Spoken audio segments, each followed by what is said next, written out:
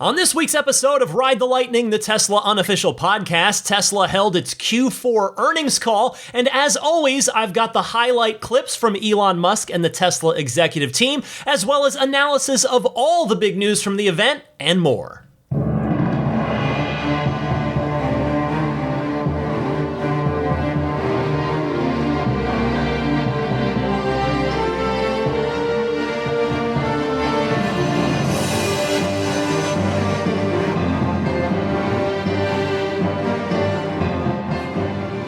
What's happening, friends? I'm Ryan McCaffrey, and this is Ride the Lightning episode 391 for January 29th, 2023. I've got two sleepy pups to my left here, but I am wide awake for you. There is so much to get to this week with the Q4 earnings call, the shareholder letter, lots of interesting stuff to talk about.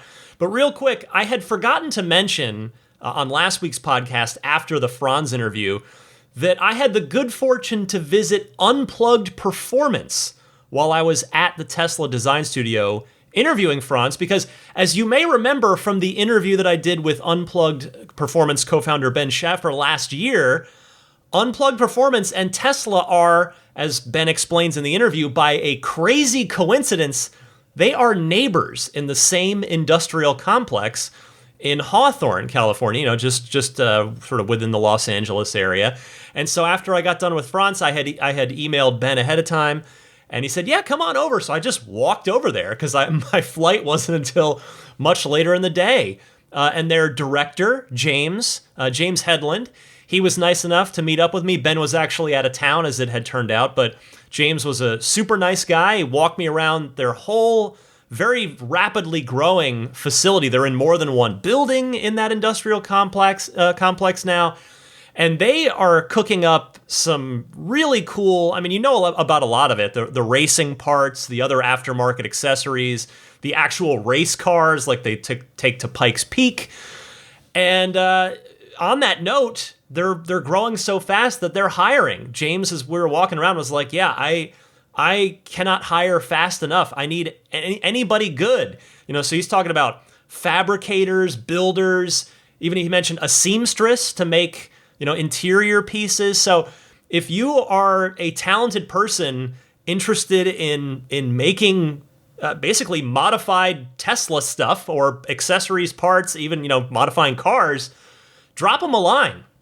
You can go to their jobs page at unpluggedperformance.com/careers and take a look. Maybe you fall into some awesome new career or new chapter in a career and a path that you're already on.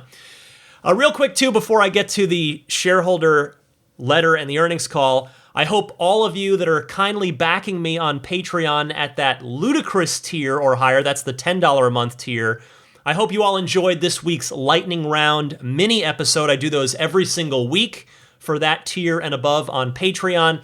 This week, it was about my experience helping out my neighbor buy a Chevy Bolt from a dealership. I was lending my EV expertise and also just being a friendly ally in the battle that you're braced for against any traditional car dealer. So I told that whole story because there were some battles to be fought, as it turned out. So you can check that out on Patreon if you're already backing me. If you're not already backing me and you think, you know what, Ryan, I've been enjoying this podcast for a long time now, I would love to support you. You can do that on Patreon. There's all the details of all the different tiers. In fact, now if you do an annual pledge, which I've had in place, Patreon's had that for a while, where you can either pledge monthly or just once for an entire year, just do an annual pledge. I've upped the annual pledge discount to 10%. So if you do that $10 a month tier, you'll get a full 10% off by doing the 12-month annual pledge. So my Patreon page can be found at patreon.com/Tesla podcast. All right, there is one more thing, but it's actual news. It's no side story or anything else. Some big news ahead of the earnings call. In fact, the day before the earnings call this past week, Tesla is doubling down at Giga Nevada, and it will soon become Tesla's 5th vehicle production facility. Right now, they make battery packs there, They make drivetrains there, and they make some other components for the cars as well. But that's sort of the heart of Giga Nevada now.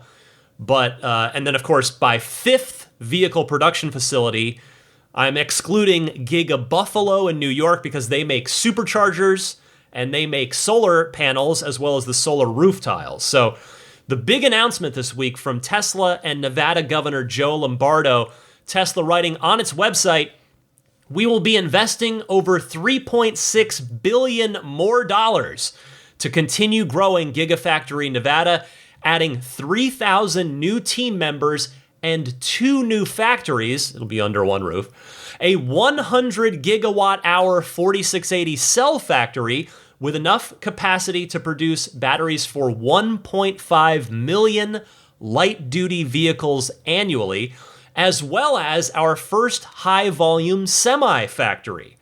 Semi is our fully electric combination truck with 500 miles of range and energy consumption of less than 2 kilowatt hours per mile. Note, first of all, they said first high-volume Semi factory.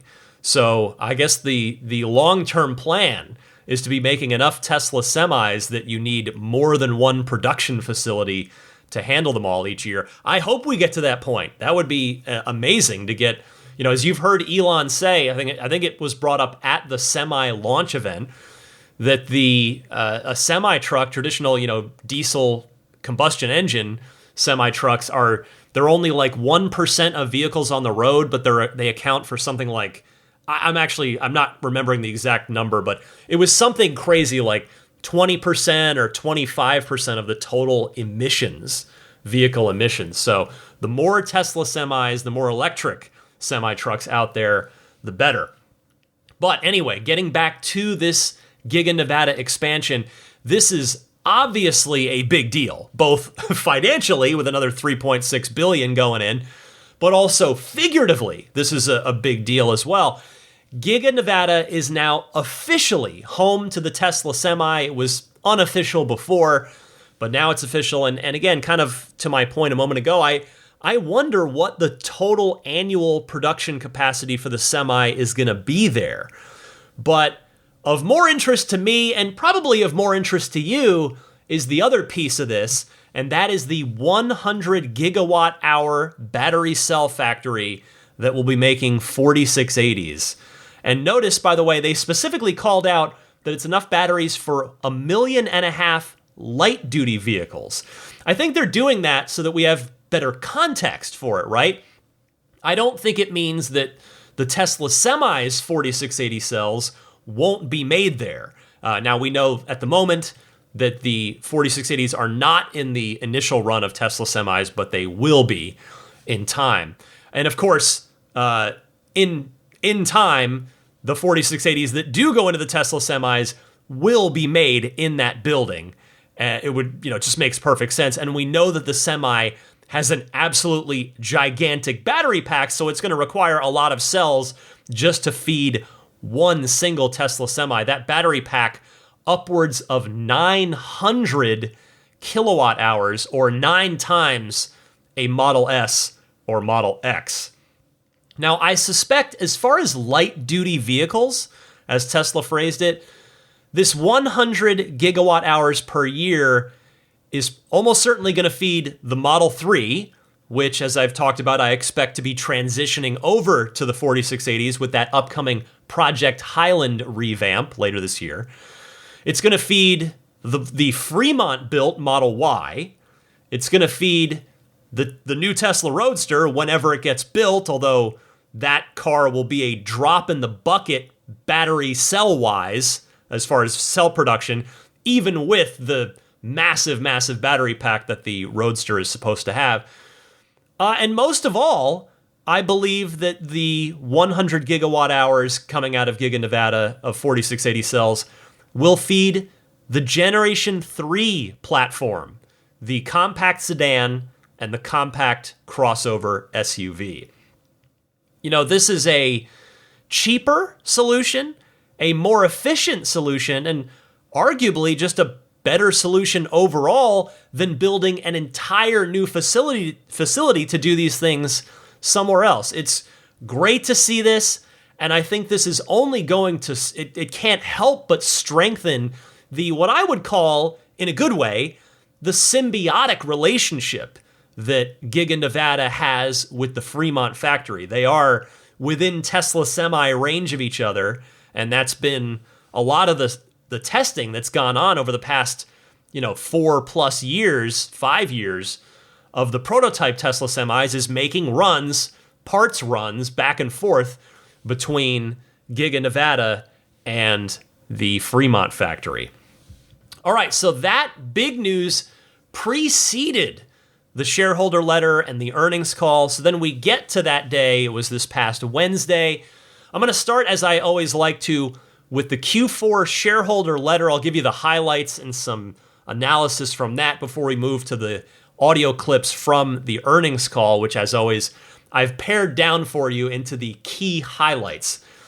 So the summary here from the shareholder letter, 16.8% operating margin for the full year 2022, $12.6 billion of GAAP net income for the year. Tesla writing in the shareholder letter, Q4 2022 was another record-breaking quarter, and 2022 was another record-breaking year. In the last quarter, we achieved the highest ever quarterly revenue, operating income, and net income in our history. In 2022, total revenue grew 51% year over year to $81.5 billion, and net income, GAAP, more than doubled year over year to the aforementioned $12.6 billion figure. Tesla continues by saying, as we progress into 2023, we know that there are questions about the near-term impact of an uncertain macroeconomic environment, and in particular, with rising interest rates. The Tesla team is used to challenges, given the culture required to get the company to where it is today. Nice little flex right there. In the near term, we are accelerating our cost reduction roadmap and driving towards higher production rates while staying focused on executing against the next phase of our roadmap. In any scenario, we are prepared for short-term uncertainty while being focused on the long-term potential of autonomy, electrification, and energy solutions. Our relentless cost control and cost innovation is why we believe that no other OEM is better equipped to navigate through 2023 and ultimately succeed in the long run than we are. So, skipping ahead a little bit, the next part here, my favorite chart in every shareholder letter, the installed annual vehicle capacity list that shows each factory, how many of each vehicle that it's capable of making, as well as the status of the upcoming vehicles in the product roadmap. So nothing changed. You got California, S and X, capacity 100,000, status, of course, in production. Model 3 and Model Y in California, 550,000 of those combined. Giga Shanghai, greater than 750,000 3 and Y. Berlin, Model Y, greater than 250,000. Texas Model Y, also greater than 250,000. And then we get to Cybertruck in Texas, status tooling. Nevada, Tesla Semi, status pilot production.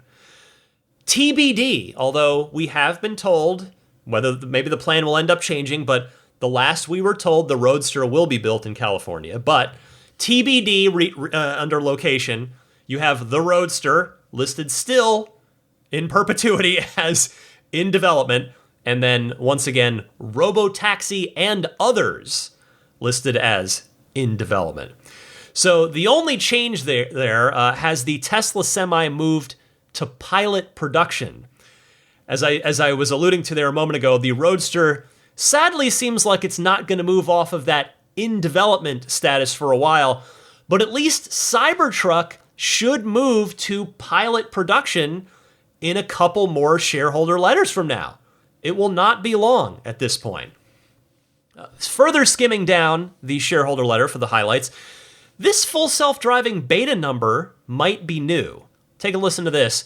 We have now released FSD beta to nearly all customers in the US and Canada who bought FSD, parentheses, approximately 400,000.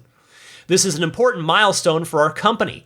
Every customer in the US and Canada can now access FSD beta functionality upon purchase/subscription and start experiencing the evolution of AI-powered autonomy. Well, that 400,000 is probably almost all people who've paid the full boat for it. I suspect it is a small percentage of that 400,000 that are monthly subscribers. I'm not saying that as a criticism or as any kind of bad thing.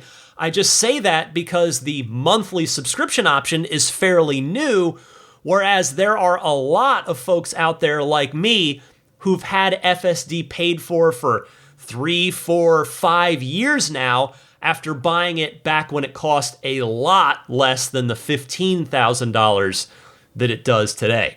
Still, regardless, 400,000 cars, again, this is just in North America, is nothing to sneeze at. The shareholder letter was almost all good news, by the way, as was the earnings call, which we'll get to. But there was one, I think, possible exception to that wall of good news in the shareholder letter. I hate to leave this for last before we're going to go into the earnings call, although Tesla had it at the end of the letter. So here goes, although I will caveat this by saying we're going to talk a little bit more about this in the earnings call here in a few minutes. So this is there is more to say, but Tesla writing in the shareholder letter, Cybertruck remains on track to begin production later this year at Gigafactory Texas. Our next generation vehicle platform is under development, with additional details to be shared at Investor Day on March 1st, 2023. Now, last quarter, on the last earnings call, you may remember me saying that Tesla, I called out that Tesla has been pretty consistent in using the mid-2023 terminology whenever they've mentioned the start of Cybertruck production. The fact that they are now using a less specific time window probably is going to give all of you Cybertruck reservation holders a little bit of pause. Now, there's still plenty of room for optimism, to be clear. We know for a fact the GigaPress pieces are being installed at Giga Texas. And as you heard 2 episodes ago, Franz von Holzhausen talked plenty about the Cybertruck in my interview with him. So if it was that far away, Franz probably would not have been so open to talking about it. At least that's how I like to look at it. Kind of like how, he didn't want to say much about the Roadster because the Roadster's still pretty far out. Cybertruck, it is the next big thing, and I'm not too worried about it. Although one way or the other, it sounds like we will get to find out the status of the Cybertruck, more clearly, with more clarity, in about 1 month's time at that Investor Day coming up on March 1st. That's, again, just barely over 4 weeks from now. All right, let's get to the earnings call now that we're about 18 minutes into the podcast. I will start, as always, as the call itself starts, with Elon Musk's opening statement. This is 7 minutes long. Take a listen. So, 22. Just going through a 2022 recap. It was a fantastic year for Tesla. It was our best year ever on every level. The team did an amazing job. It's an honor, of course, to work with such an incredibly talented group of people. So in 2022, we delivered over 1.3 million cars and achieved a 17% operating margin, the highest among any volume car maker. I think maybe among any car maker. While doing so, we generated $12.5 billion in net income and $7.5 billion in free cash flow.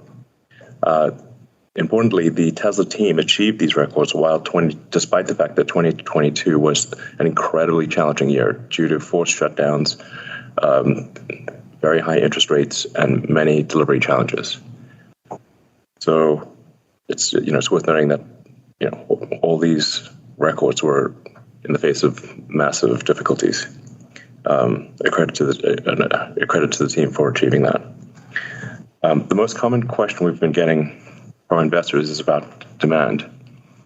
Thus far, so I want to put that concern to rest. Thus far in January, we've seen the strongest orders year to date than ever in our history.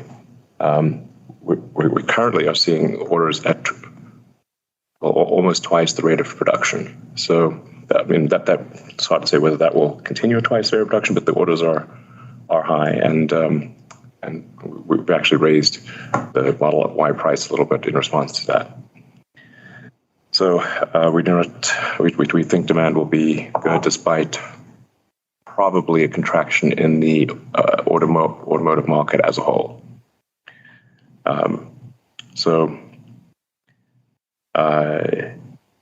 Basically, price really matters.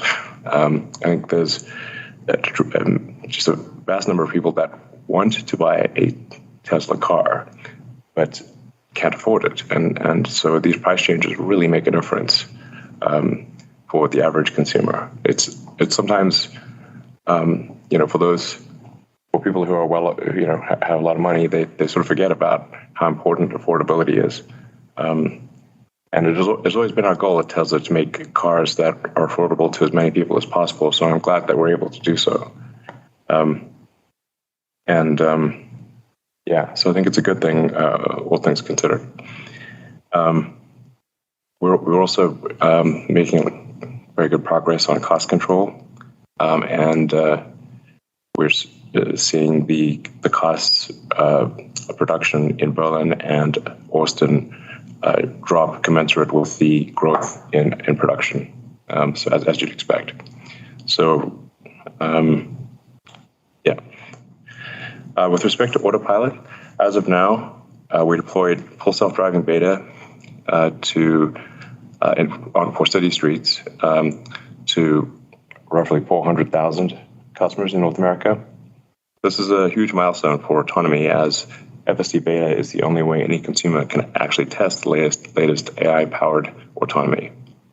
And we're currently at about 100 million miles of FSD outside of highways. And our published data shows that improvement in safety statistics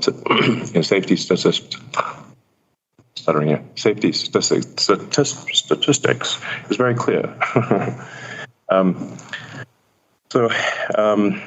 We would not have released the FSD beta if the safety statistics were not excellent.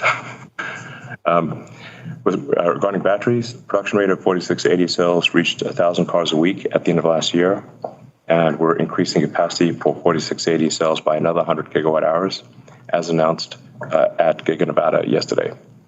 Our long-term goal is to get to well in excess of 1,000 gigawatt hours of cells produced internally, and continue to use other cell providers. So to be clear, we will continue to use other cell providers, just that the demand for lithium-ion batteries is quasi-infinite and will be for quite some time. So we feel we can scale a lot faster using both suppliers and internally produced cells. And we've got an amazing plan for making the 4680 cell low cost and high energy density. So energy storage also saw record growth, and that is continuing to accelerate. It's always worth remembering that the three pillars of a sustainable energy future are obviously electric vehicles,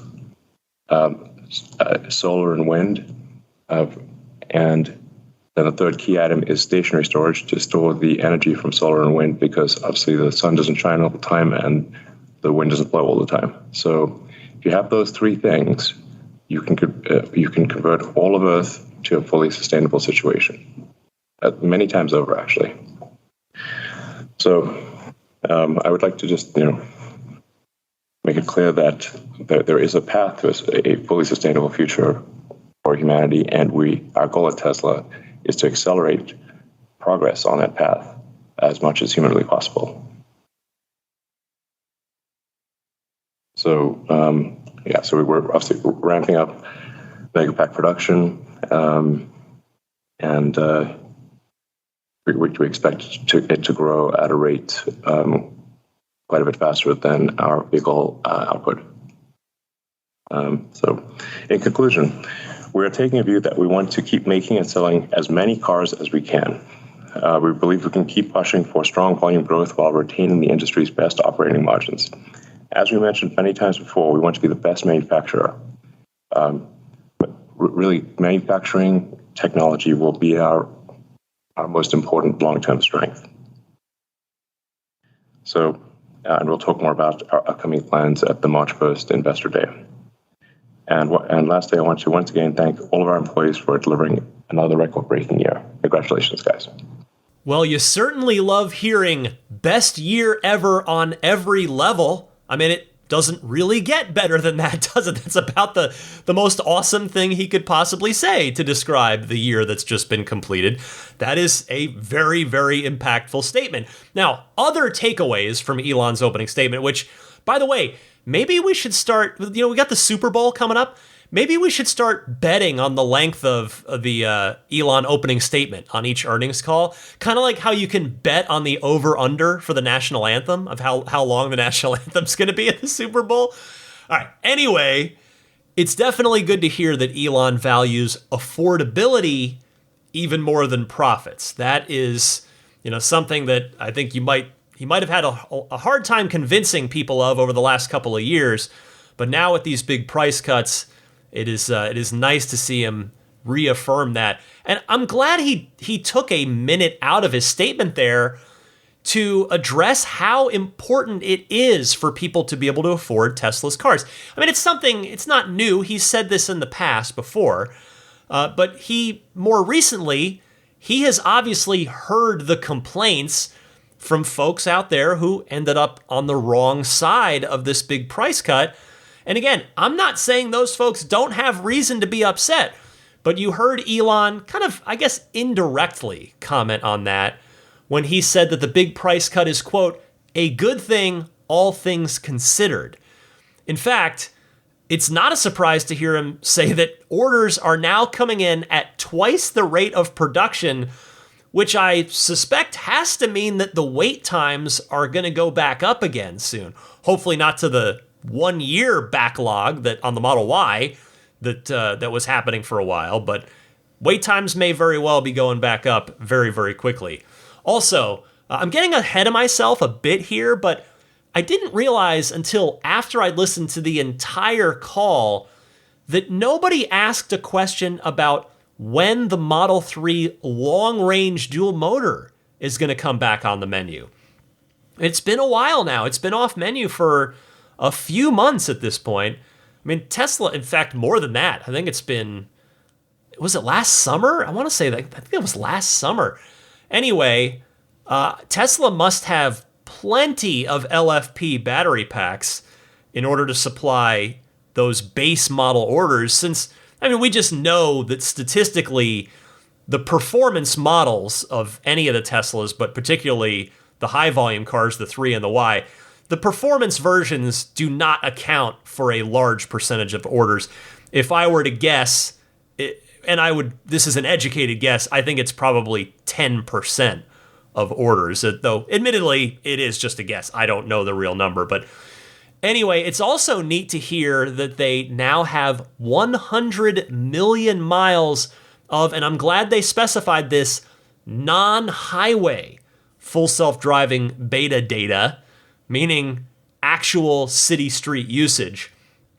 And that Tesla will continue to use every battery cell it can get from any supplier. That was another thing that jumped out at me from Elon's opening statement there. They're going to, again, he said this before, but it's still true even with these drastic ramping up of their own in-house cell production, they're still going to gobble up every battery cell they can get from any of their suppliers.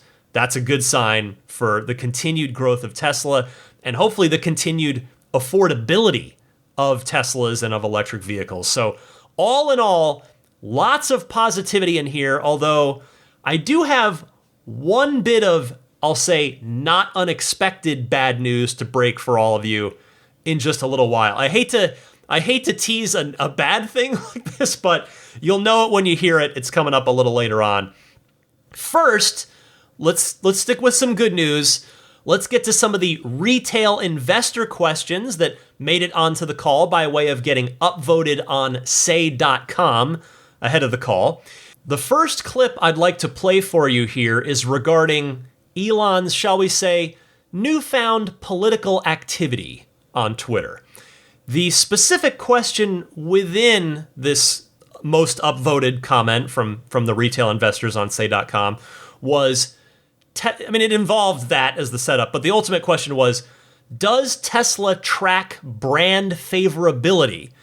And it was in regards to Elon's behavior and its potential effect on the company. So here's Elon's response to that. Well, let me check my Twitter account. Okay, so I've got 127 million followers. It continues to grow very rapidly. That suggests that I'm, reasonably popular. I might not be popular with some people, but for the vast majority of people, my follow count speaks for itself. I'm the most interactive account, social media account, I think, maybe in the world, certainly on Twitter. And that actually predated the Twitter acquisition. So I think Twitter is actually an incredibly powerful tool for driving demand for Tesla. And I would really encourage companies out there of all kinds, automotive or otherwise, to make more use of Twitter, and to use their Twitter accounts in ways that are interesting and informative, entertaining, and it will help them drive sales, just as it has with Tesla. So the net value of Twitter, apart from a few people are complaining, is gigantic, obviously.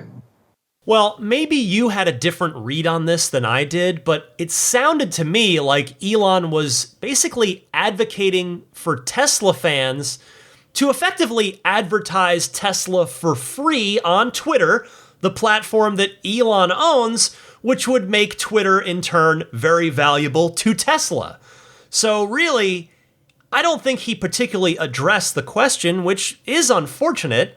I'd like to know if they're tracking brand favorability, but I'm glad it was upvoted enough to at least be put in front of him. So again, we don't know the answer to that question. I would have to guess, based on Elon's response there, the answer's probably no. It seems to me that the more Twitter followers that Elon Musk has, the higher Tesla's brand favorability is in his mind. All right, next up, let's get an update on the 4680 cell ramp from Drew Baglino, the battery guru at Tesla. This question has been upvoted nearly every quarter for at least the last year or so. And I'm glad it does. I'm glad it gets upvoted because those 4680s are such a key component of the next decade of Tesla's growth. Here's Drew. First, I just want to say congrats and thanks to the Tesla 4680 team for achieving 1K a week in Q4. It was no small feat. Definitely a result of, more than a couple of years of hard work. As far as where we stand in Texas, 1 of 4 lines are in production, with the remaining 3 in stages of commissioning and install. Really, our 2023 goal as a 4680 team is to deliver a cost-effective ramp of 4680s well ahead of Cybertruck. Focus areas are dialing in and improving the quality of the high-volume supply of mechanical parts and driving factory process yields up as much as possible. Between the two of those things, if we achieve those key goals, we'll be well set up for a major 4680 year in 2024. I love the details in this answer. 1 out of 4 4680 battery cell production lines is operational in Giga, Texas, at the battery production facility that they're scaling up there. And the big goal, as you heard, is to get, here's the key word, cost-effective 4680 batteries ready to go for Cybertruck. In other words, not early ramp, super expensive to make 4680 cells. They want to be ready to have the batteries not send the cost way up to make each Cybertruck. Because remember, the Cybertruck is going to have the biggest battery of any Tesla vehicle in the passenger fleet. Obviously, the Semi is excluded there. The 500-mile range version of the Cybertruck that Tesla's going to be building first will no doubt be quite a bit larger in the battery pack department than the 99 kilowatt-hour pack that's in the new S and the new X. How much bigger? Well, that is pretty impossible for us to accurately speculate on for now. What we can do is look at the other EV pickup trucks. I'll just give you one example with Rivian. Rivian, the R1T, uses a 129 kilowatt-hour battery pack and gets a range of roughly 300 miles. Now, we know Tesla is generally more efficient with their drivetrains, et cetera, so it's not a total one-to-one apples-to-apples thing with kilowatt-hours to range from a Rivian R1T to a Cybertruck, but you can use that number, that 129 kilowatt-hour number and the 300-mile number from Rivian as a jumping-off point to guess. And that means we're probably looking at 150 kilowatt-hours or so, but perhaps it could even be a bit more. Because again, I'm factoring in that Tesla tends to be much, much more efficient and get more range out of fewer kilowatt hours. But 150 is probably the minimum. The battery pack could get a lot larger than that for a Cybertruck. And again, as we know, the battery pack is still, even though Tesla is doing their darndest to get the cost of that battery pack way down, the battery pack remains the most expensive single component in any electric vehicle. So the more batteries, the more cells in a Cybertruck, the more expensive it is, or at least the higher the cost is to Tesla to make that Cybertruck. All right, next up. Remember that bad news that I hinted at earlier? Well, here it is. We're going to get it out of the way. The question posed here, again, very glad this was upvoted. The question was about whether or not the Cybertruck is still going to be the first vehicle to have autopilot hardware 4, and more importantly, whether or not there will be an upgrade path for hardware 3 cars, aka basically all of our cars.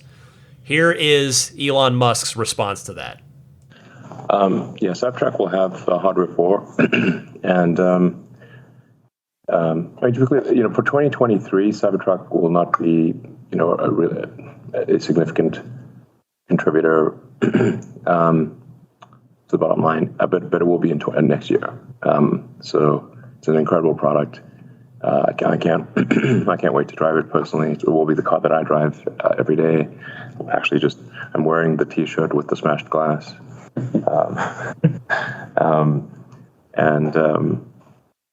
It's just one of those products that only comes along once in a while, and it's really special. So, So, with respect to upgrading cars that have hardware 3, I don't think that will be needed. Hardware 3 will not be as good as hardware 4, but I'm confident that hardware 3 will still far exceed the safety of the average human. So what we're aiming for is how do we get ultimately to, let's say for argument's sake, if hardware 3 can be, say, 200 or 300% safer than human, hardware 4 might be, 500 or 600%. There will be a hardware 5 beyond that. But what really matters is are we improving the average safety on the road? But it is the cost and difficulty of retrofitting hardware 3 with hardware 4 is quite significant. So it would not be, I think, economically feasible to do so. You know how I often say, I'd love to be wrong about this when I make a prediction about something? This was one of those times. I am bummed out that I was right about this. Now, I had been expecting this answer regarding the lack of an upgrade path from hardware 3 to hardware 4, but it still stings. I also imagine that this is going to really hurt the resale value of the hardware 3 fleet once hardware 4 gets out there. And it also remains to be seen how Tesla is going to handle pricing and features. And what I mean by that is, if Hardware 4 is objectively better, and it will be, you heard Elon say that it'll be even safer than an average human than Hardware 3 is. How does Tesla account for that? Will Tesla raise the price of FSD again once Hardware 4 is being installed in every car at every factory? Will there be autonomous functions that Hardware 4 can do that Hardware 3 can't? Is that a possibility? There are just still a lot of unanswered questions about this upcoming, very important hardware transition, but at least we got the number one question on many people's minds, including mine, answered on this call. Unfortunately, it's not the answer that we were hoping for.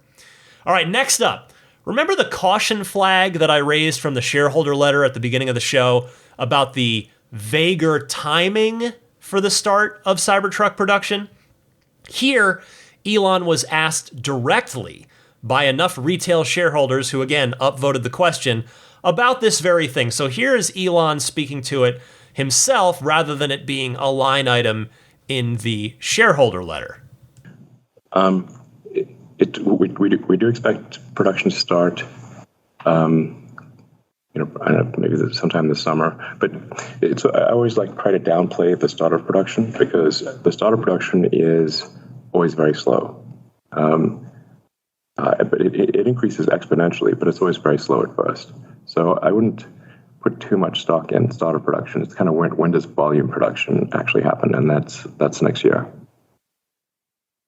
Thank you. Yeah, that's right, Elon. Just to emphasize on that, we've started installation of all the production equipment here in Giga, Texas. Castings, GA, general assembly, body shops. We built all our beta vehicles, some more coming still in the next months, but as you said, the ramp will really come 2024. Yeah, exactly. So it's good to hear summer reaffirmed in contrast to the shareholder letter, I would say. But at the same time, you could hear it in Elon's voice there. He literally said he was downplaying the start of production.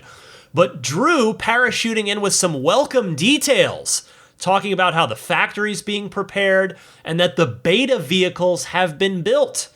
Elon brought that up, the beta vehicle thing, on the last earnings call, and it sounds like it has now happened. The big question then is, will these beta trucks be allowed out on public roads? If so, it's obviously impossible to hide them. So that means they will be photographed and videoed extensively. I sure hope that happens soon. I just can't wait. It will be so cool to start seeing the near final production Cybertrucks out in the wild. Again, I maintain my prediction that Tesla is going to show off the pre-production Cybertruck near final and the Cybertruck production line at this Investor Day coming up at Giga Texas on March 1st. All right, on to analyst questions now. And this first answer I want to play for you was in response to a question about Tesla's guidance for 1.8 million vehicles produced this year. That is what they're saying, that we think we're gonna make 1.8 million cars in 2023. This is how Elon responded. Well, okay. I mean, our internal production potential is actually closer to 2 million vehicles, but we're saying 1.8 because I don't know. There just always seems to be some friggin' force majeure thing that happens somewhere on Earth, and we don't control if there's earthquakes, tsunamis, wars, pandemics, etc. So, if it's a smooth year, actually, without some big supply chain interruption or massive problem, we actually have the potential to do 2 million cars this year. We're not committing to that, but I'm just saying that's the potential. So, and I think there would be demand for that too. Well, the big negative thing that Tesla seems to be bracing for, you heard it mentioned in the shareholder letter, and Elon mentioned it a couple of times on the earnings call, is a recession. Let's certainly hope it doesn't happen, and let's hope there isn't anything else that throws the world's economies or supply chains into chaos this year. 2 million cars would be a heck of a leap for Tesla from the 1.369 million they just produced in 2022. I know it's 50%, it's exactly what they've been guiding, but it's still, just numerically speaking, that is a big jump, particularly if the Cybertruck ends up, as you heard Elon in the last clip, not being a meaningful contributor to that number. Meaning that if they do hit 2 million, I would expect the bulk of the extra 200,000 cars past the 1.8 million they are officially guiding will be Model Y, likely coming from better than expected production at the two new factories, right? Since we know that Fremont and Shanghai are both pretty well operating at maximum capacity. They are humming along. Next up was a question about battery costs and the small footprint that's needed to do that 100 gigawatt hour battery factory in Giga Nevada. And it led to an interesting nugget about what's planned for the future. I don't think we want to say the specific number, but it's interesting if you look at the size of Giga Nevada that is allocated to make 100 gigawatt hours is a small fraction of the size that currently makes about 35. Yeah, I mean, the goals we outlaid at Battery Day on reducing the investment required to deploy cell manufacturing, I mean, that's been a key focus of ours, and the team is doing a good job hitting the marks on that focus. Yeah, and it goes back to the point I was making, and I said this several years ago. I think Tesla's really that the competitive strength that will be by far the hardest for other companies to replicate is Tesla being just damn good at manufacturing and having the most advanced manufacturing technology in the world. And if you've got that sort of advanced manufacturing toolbox, you can apply it to many things. And we're applying it now to battery cells. I should also say that we have other products in development. We're not going to announce them, obviously, but they're very exciting. And I think we'll blow people's minds when we reveal them. Tesla has the most exciting product roadmap of any company on Earth by a long shot, and we'll continue to, I think, be in that position. We got more great ideas than we know what to do with here. So the future is very exciting. As I said in the last call, there's going to be bumps along the way, and I think we'll probably have a pretty difficult recession this year. Probably, I hope not, but probably. And so one can't predict the short-term sort of stock value because when there's a recession and people panic in the stock market, then prices of stocks, or the value of stocks can drop sometimes to surprisingly low levels. But long term, I am convinced that Tesla will be the most valuable company on Earth. Other products in development that are, quote, pretty exciting. Presumably, this is Gen 3, aka that compact sedan and compact SUV platform. But it's interesting to hear him mention their toolbox of manufacturing capability being applied to other things. I also completely agree with him, by the way, that in the long term, Tesla will be the most valuable company on Earth. I know it's a huge shock, sarcasm, that a self-professed Tesla fanboy like me, who's done a podcast about this company every single week for the past 7.5 years, agrees with that statement.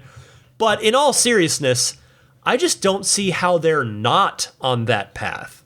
It's not if, but when they get to 20 million cars per year, plus the solar business, plus the energy storage business, plus the wild card that is the Optimus project, plus FSD, plus the stuff we don't even know about yet, like, say, as an example, the home HVAC system that Elon has talked repeatedly about wanting to do. There is so much awesome stuff going on at this company that its amazingly talented team is absolutely capable of turning into reality that, again, I just don't doubt for a second that Tesla is going to be the world's most valuable company someday, probably sooner rather than later. All right, I've got a few more clips for you.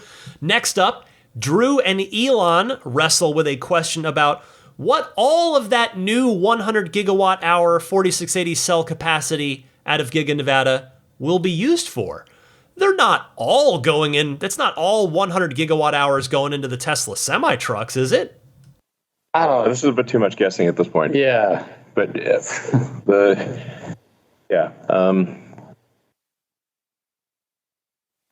I mean, you're right. Not all of the 100 gigawatt hours are going to go into the semi trucks. That is correct. I mean, we can. Let's say, like I alluded to, a number of future products. Those future products would use the 4680. So again, this has got to be the Gen 3 platform, right? I mean, I talked about it earlier in the podcast when I was going over the Giga Nevada expansion. I mean, that's what makes the most sense to me. But then again, Tesla is a really hard company to predict. So we shall see. Say, what about commercial vehicles outside of the Tesla Semi? Well, I was basically saying that, yes, but I'm not going to give you details because this is nice try. Yeah, of course. So, we have to always look at, like, what is the limiting factor for new vehicles? Because if for the longest time we've been constrained on total cell, lithium-ion production output. And so people say, like, why not bring this other car to market or that other car to market? Well, it doesn't really help if all you're doing is shuffling around the batteries from one car to another. In fact, it hurts because you add complexity, but you don't add incremental volume. So it's sort of pointless. In fact, counterproductive to add model complexity without solving the availability of lithium-ion batteries. So as we get we want a new product introduction to match where the cells are available for that new product to use those cells without cannibalizing the cells of the other cars.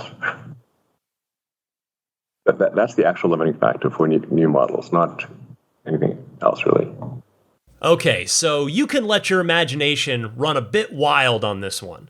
What other commercial vehicles? Could it be, we got cargo vans could be on the list, box trucks, UPS or FedEx delivery vehicles. I know we can exclude Amazon since they've already got that big contract with Rivian to electrify their delivery vans. We could be doing cement mixers, buses, etc. I cannot wait to see what other problems Tesla wants to solve.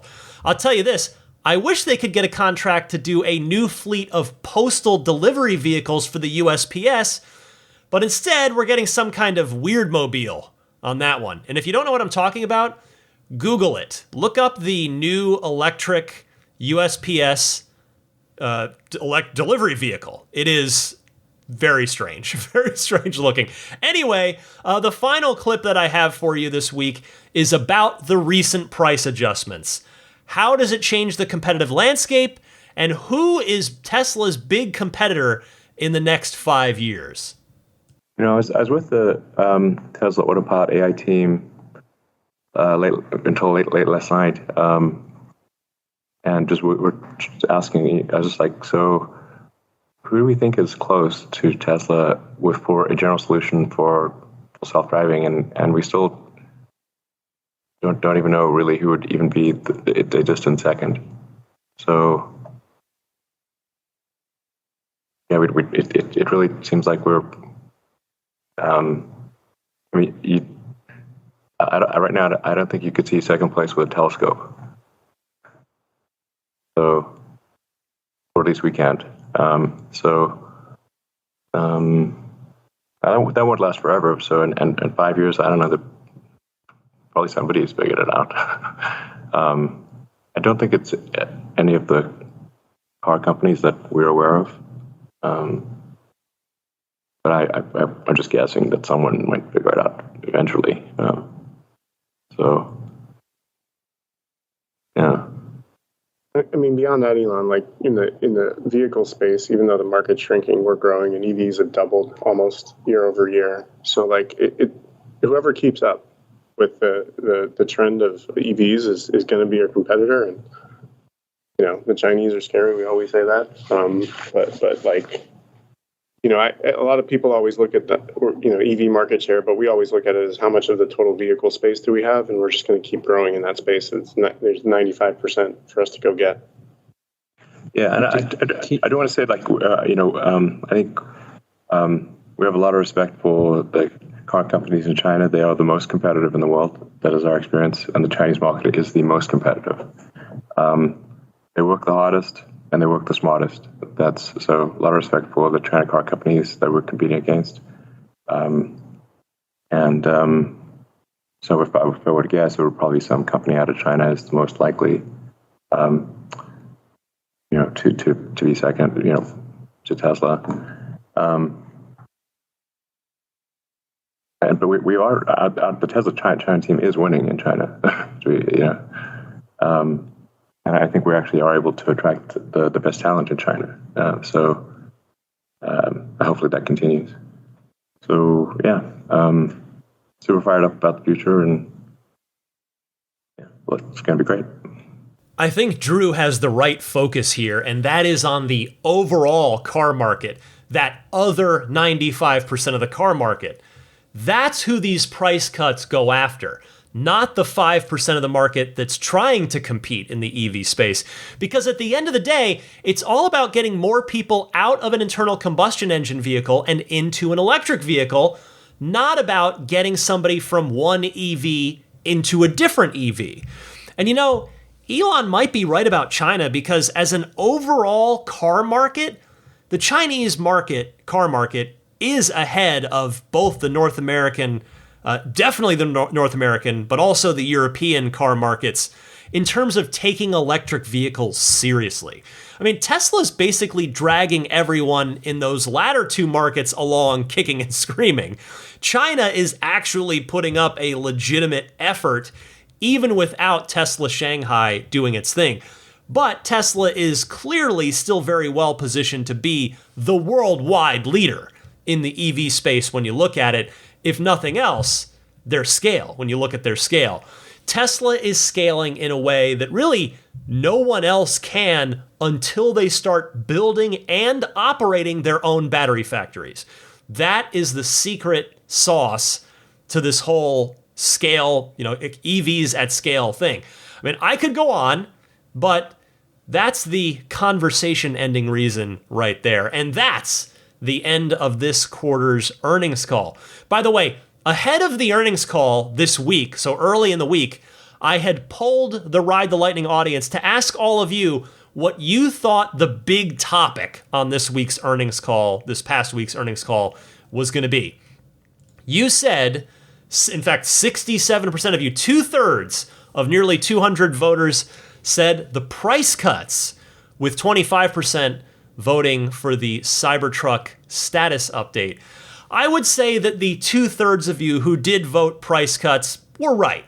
It was definitely the most asked about thing by the analysts on the call, even if it didn't quite dominate the hour-long shareholder call, as much as I really did thought, I was with you. I thought that was going to be just the absolute nonstop topic the entire hour. So again, thanks to everybody that voted. And remember that voting in that Patreon poll each week is open to anyone.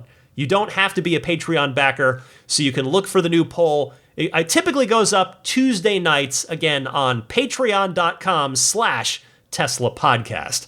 All right, I will be right back with your pro tip of the week and a bit more right after this. Hi, this is Franz von Holzhausen, and you're listening to Ride the Lightning with Ryan McCaffrey, the Tesla unofficial podcast. I still get a huge smile on my face every single time I hear that. I mean, I don't want to toot my own horn in any way, but it feels like I made it. Like I've accomplished something with this podcast if I've got Franz von Holzhausen recording a promo for me. That is just so cool. It's so much fun. By the way, thank you to talented listener and Patreon backer Oliver Bornfelt for cleaning up the audio on that promo that Franz kindly recorded for me. Thank you to Matthew Parra as well, who had also jumped in. Oliver beat him to it, but Matthew also was like, hey, I clean this up for you. So thank you both for making that awesome little clip from Franz even better. What's happening with me this week? Well, we had a little bit of a scare with my wife's aging Mini Cooper. It started running like absolute crap, and my wife was like, I think it's dead. I don't know if it's going to get me to where I need to go tomorrow. She ended up taking it in. It was just spark plugs for now, pretty cheap. But I'll tell you, for a bit there, I was looking at the new inventory of Model 3s, seeing what was available, and then just checking the design studio. And thankfully for a base Model 3, at least as of this week, I talked about earlier in the podcast that with those orders coming in at twice the rate of production, the wait list is probably going to get longer again. But for the moment, it was showing January, February delivery for a base Model 3. So Tesla's clearly pumping those out at a pretty good clip for the time being. Although, again, that could change as the number of orders start to overwhelm the amount of production. The entertainment recommendation that I have for you this week, this is the hot show of the moment, and it is really good. Whether you've played the video game that it's based on or not, the show is The Last of Us on HBO. It is a zombie show, and yes, you've probably seen plenty of zombie shows in your day, but this one is excellent.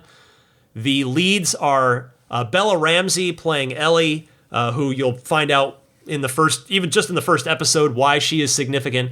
And then the other lead is Joel, who is played by the fantastic Pedro Pascal, aka the Mandalorian.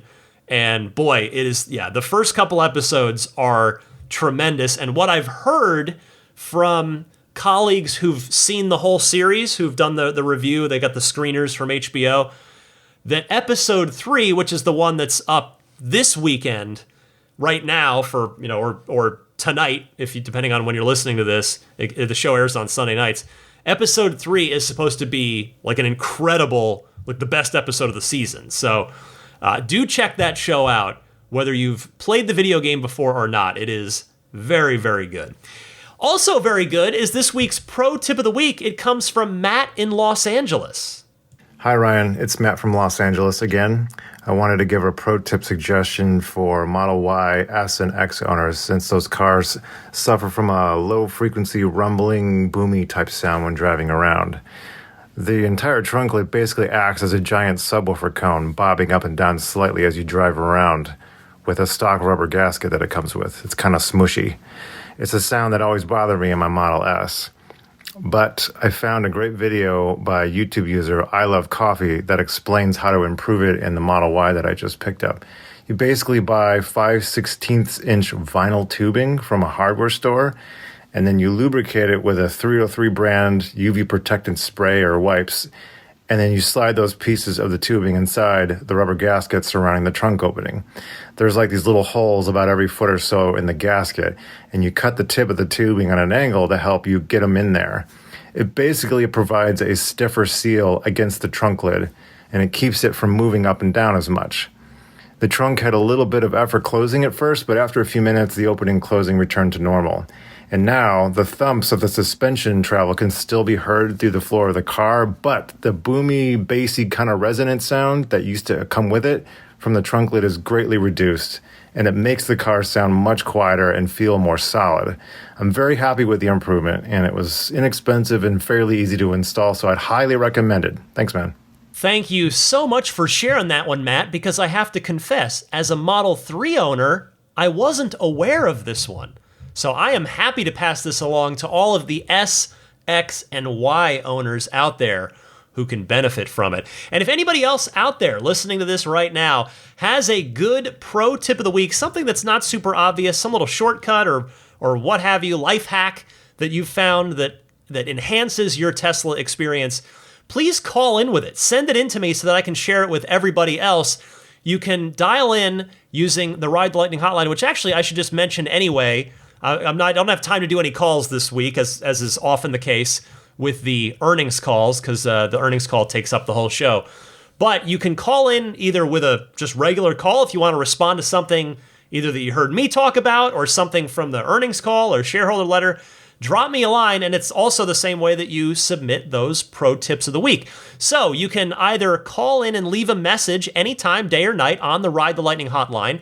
That number is toll-free. It's 1-888-989-8752. Again, that's 1-888-989-TSLA. Or you can just use your smartphone's built-in voice recording software. Record your question. Regardless of how you submit your question, please try to keep it to 90 seconds or less so that I can get to as many calls each week as possible. And then email that file to me at the email address teslapodcast@gmail.com. All right, with that, we are nearly at the end of the podcast. Let me just say hello and thank you to the upper tier Patreon backers and some friends of the podcast that might be able to help you out, starting with abstractocean.com. They continue to very kindly offer that 15% discount off of your first order if you're doing a first-time order at abstractocean.com. They've got so much great aftermarket stuff for any of the 4 Teslas. I'm sure when the Cybertruck does roll out, they're going to have plenty of cool stuff for that as well. But just my advice, take a look on abstractocean.com. No pressure to buy anything. Obviously, there's never any pressure from me to buy anything. But take a look, see what they've got for your car, because you can just sort by car. And then, if you end up liking some stuff, throw it in your shopping cart. And when you get to checkout, that coupon code for that 15% off is RTL Podcast. All one word, no space in there. So again, abstractocean.com, coupon code RTL Podcast. Next up, the snap plate, available for all 4 currently in production Teslas, the 3, the Y, the X, and the S. Get yours at everyamp.com/RTL. It's your front license plate bracket that snaps on and off in seconds. It's paint safe, grill safe, radiator safe, autopilot safe. It's not going to interfere with everything. And it's also not going to leave any unsightly hardware or sticky tape residue or anything else behind, because it doesn't use sticky tape the way that the license plate frame for the front end that Tesla provides for you with your car does use the sticky automotive tape. So you can take the snap plate off if you're going to be at a car show. You want your car to look a little sharper without that front plate. Maybe you want to put that snap plate back on when you're parked at a parking meter to avoid a potential ticket. Whatever you want to do, on or off, it's there for you. Get yours at everyamp.com/RTL. BudgetSafeSolar.com, an alternative that I definitely recommend to Tesla. Yes, you're going to take a look at Tesla Solar, as I did, and hopefully that's going to work out great for you. I hope it does. It didn't for me. BudgetSafeSolar.com did work out for me. We're in our holding pattern. That's not Budget Safe Solar's fault. It's my local utility provider. We're just waiting on them for permission to operate. One of these shows, hopefully in the next couple of shows, I'll be able to finally report to you that I am generating power from the sun to fuel my Model 3. I look forward to being able to give you that report. But if you are considering solar, you're going to take a look at Tesla, but take a look at BudgetSafeSolar.com. Act soon. Why? Because tomorrow your neighborhood may have reached its circuit capacity and may not be able to handle another customer supplying that aged infrastructure with excess solar-generated energy until repairs are completed who knows when. Don't get shut out because you thought that unattractive roof had another year left in it. Visit them today at BudgetSafeSolar.com and use the referral code if you do proceed with an installation. The referral code is RTL. Meanwhile, Immaculate Reflections. Get your paint correction, your paint protection film on the front, or maybe most or maybe all of the car. Get your ceramic coating. Any of those great detailing services will be done expertly at Immaculate Reflections if you are either in or going to be in the greater San Francisco Bay Area. Go to the website, irdetailing.com, to get in touch with Jeff, the owner and proprietor there. When you do so via irdetailing.com, mention that you're a Ride the Lightning listener, and if you book any of those detailing services with Immaculate Reflections, you'll be given a nice little discount just for mentioning that you're a listener of this podcast. How about puretesla.com/RTL? That is your one-stop shop for your dash cam and Sentry mode needs. It's a micro SD-based solution, which is just going to be better in the long term in terms of the physical reliability of that puretesla.com/RTL kit. So get yours for $49, shipped free anywhere in the US. $49 is for the 128 gigabyte version. If you want to go to 256 gigs, that's a $69 item. They also sell the nice slimline wireless game controller kits if you do a lot of game playing in your Tesla. So works with Mac or PC, comes right out of the package, straight into your car. It'll work, ready to go. Nothing that you have to do. They will ship anywhere worldwide, but again, free shipping anywhere in the US. The website again, puretesla.com/RTL. Finally, my Patreon, I mentioned it at the top, but Patreon is the way that you can choose to support this podcast if you're not familiar with Patreon. It is a way for people to support the creators they love in an ongoing way, whether that's authors, musicians, poets, novelists, podcasters, etc., etc. And what it is it's a very safe, secure website that's been around for a while. I've been on it for, 6.5 years? Yeah, 6.5 years, I think now. And there are different support tiers. Supporting at $5 a month will get you early access to each week's show. Or again, I want to mention any of the pledge tiers.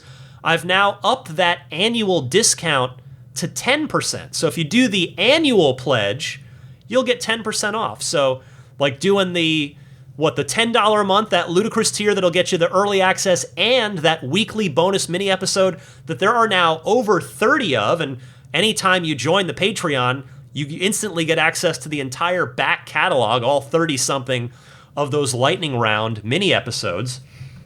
So that's $10 a month, $120 a year. So you'll get $12 off of that. That's getting more than a month free, basically. More than, free in terms of the perk you're getting. So check that out if you get a chance, because I do put a lot of love into this podcast, a lot of time, research, energy, and enthusiasm, and hopefully all of that comes through. So if you see it in your heart to support me, you can do so on my Patreon page found at patreon.com/Tesla podcast, Patreon spelled Patreon.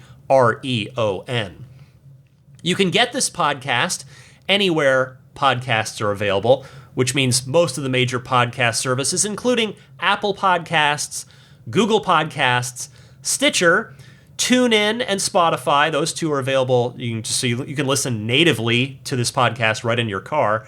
Or I'm very grateful to be able to say that the Franz interview pushed my YouTube subscriber count up over 10,000.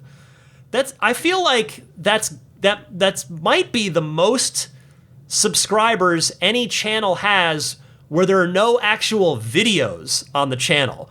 Because it's, as I say, I fairly warn you, it's just an audio, it's a syndication platform for me. It's my hosting service automatically does it for me, just puts it on YouTube. There is no video, but it's, again, if you just want to have a browser tab open and listen to the podcast that way, you're welcome to do so via YouTube. So if you want to do that, just search Ride the Lightning Tesla on YouTube. You should find my channel very quickly, and you can subscribe to it from there, and you will be notified every time a new episode drops, which is, of course, every Sunday at 9 a.m. Eastern, 6 a.m. Pacific, unless you are a Patreon backer, in which case you get early access to each week's show. All right. You can email me anytime. My email address is teslapodcast@gmail.com.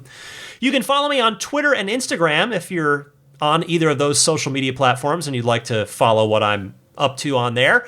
DMC_Ryan on both of those. The Instagram is all Tesla all the time. I post a few times a week. If you post a picture, something up there a few times a week. Twitter, I'm on every day of the work week, Monday through Friday. But it is mostly video game stuff with the occasional Tesla chatter in there as well. So there's that. And with that, let me say hello and thank you to those upper tier Patreon supporters. Let me start with the Roadster and Space tier backers. They are the most generous of the most generous. Thank you so much to Pete White, Lyle Austin, Steve Radspinner, Fernando Cordero, Lawton from Chicago, Sean Neidig, Neil Weaver, Jackson Wallace, Rolf and Jennifer Evers, Howard Anthony Smith, Victoria Iacovetto, Tesla Hitchhiker 42, and Carol Weston. Next, I will thank the Maximum Plaid backers, hopefully all of whom I'll see at next weekend's, the beginning of February, the first weekend of February. It'll be next Saturday, February 4th. The monthly Patreon Zoom Hangout for the Maximum Plaid backers, and a one-time, the Maximum Plaid folks get invited every month.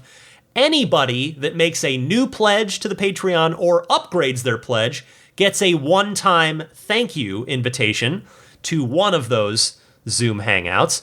So thank you very much to the Maximum Plaid backers, Jonathan Wales, Cameron Clark, Daniel Grummer, Seth Capello, Nick and Tony, the Galpin family, Ryan from Las Vegas, Darren Nickel, Kaz Barnes, Brett Libano, Patrick Wisniewski, Gil Cabrera, Watley, Eric Brown, Mark Eversole, Todd Badger, Joe Edgel, Kevin Yank, the Tesla Owners Club of San Joaquin Valley, Michael Williams, Will Stedman, Mait Suaru, Derek Nesselrote, Justin Perez, Jeremy Harris, Chris Beach, Tom Mills, Alex Brem, Corey O'Donnell, Scott Gillis, Aaron, John Cody, Andre Kent, Joel Sapp, Kim Bay, Paul Casarino, Richard Corley, Chris Osborne, KB, We Drive Tesla EV Luxury Car Rental in Oahu, HaloBengals.com, Chris Pratt, Ken Epstein, Doug Carey, James Gregory, and Adam Lavoie. Finally, the grandfathered in Plaid level supporters. They continue to be very generous supporting me at the otherwise discontinued Plaid tier, but I grandfather them in on all the perks because they're kind enough to continue backing me. So thank you so much. Going out to George Cassiopo, David Brander, Logan Willis, Jason Chalukas, Peter Chalet, Eric Randolph, Dory and Steve Guberman, the Tesla Owners of Taiwan, Ron Lee, Charlie Gillespie, David Perella, Dennis Peak, Jeff Angwin, Chase Cabanillas, the Lydia family, Aaron Altschul, Jared Brown, Jerome Strack, Jamie Dalton, the Tesla Owners East Bay Club, Mike and Barbara from Louisville, David J. Howes, Travis Krenzel, Matt Nixon, the Tesla Owners Club of Wisconsin, Jonathan Zalesny, Ish, not Elon Musk, T. Kirk Lowry, Peter, and the Bear Boys of Colorado, B-A-E-R, Bear Boys of Colorado. Thank you all very much for your very kind and generous and ongoing Patreon support. I'm here for you each and every Sunday, of course, 9 a.m. Eastern, 6 a.m. Pacific for everybody, or a day early for everybody that's backing me on Patreon. And with that, we've come to the end of one of 4 quarterly earnings call recap episodes each year. These are always fun. Hope you enjoyed listening to it. It's always hectic for me because the call is on Wednesday, so it is a sprint. Normally I work on the podcast every day, like a little bit every day, but there's not a ton to do in earnings call weeks on Monday and Tuesday. So that's all right. We got there. Hopefully it feels like we got there. I feel pretty good about this episode. I hope you enjoyed it. Happy electric motoring, my friends, and I will see you back here next week.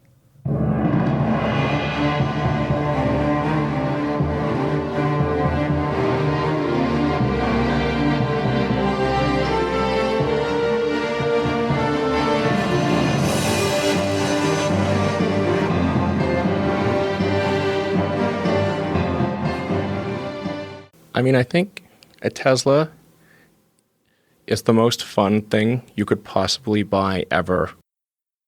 That's what it's meant to be. Our goal is to make it's not exactly a car. It's actually a thing to maximize enjoyment. It's maximum fun.